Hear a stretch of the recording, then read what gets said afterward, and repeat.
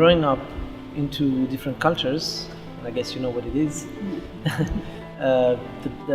it makes you already interested in, curious of discovering, well, if this is right and this is right, but this is very contradictory, so that means that there's no one way to do things. There's not only one rule, there are thousands of ways to see the world.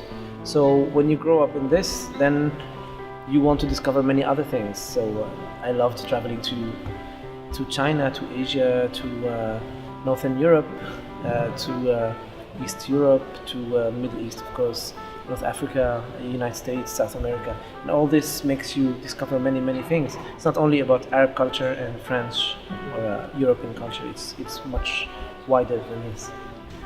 Yeah, I played trumpet with my father when I was young, and he taught me so many things.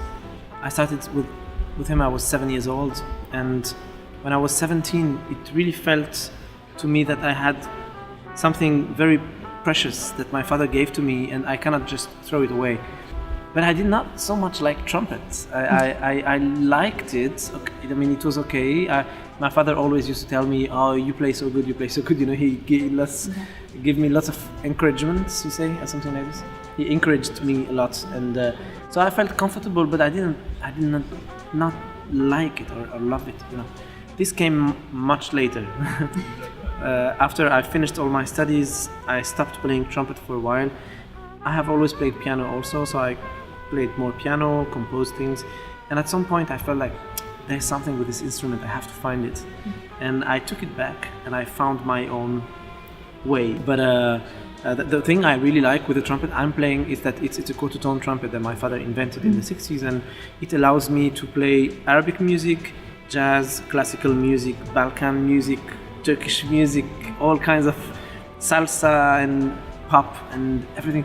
And it's really like the international instrument, you know, for me. So now I feel more comfortable playing trumpet, and I really love trumpet now. It's just expressing myself all the time. That's the only thing that makes my heart beat. It's just to have the possibility to say what I have to say, to express musically what I feel, what is inside. And that's the only thing that makes my heart beat, really. And I don't really focus on some specific goals I would like to reach or something. It's just accepting everything that I feel comfortable with. You know, the best part is when I feel that we're playing some complex things, but they are doing like this in the same time. You know, sometimes we play like rhythms in 17 or in 27, kind of crazy rhythms, but I see people dancing and doing like this in the same time, not just like, oh, what is this rhythm? You know, they're just enjoying it. This is the best part for me in concerts.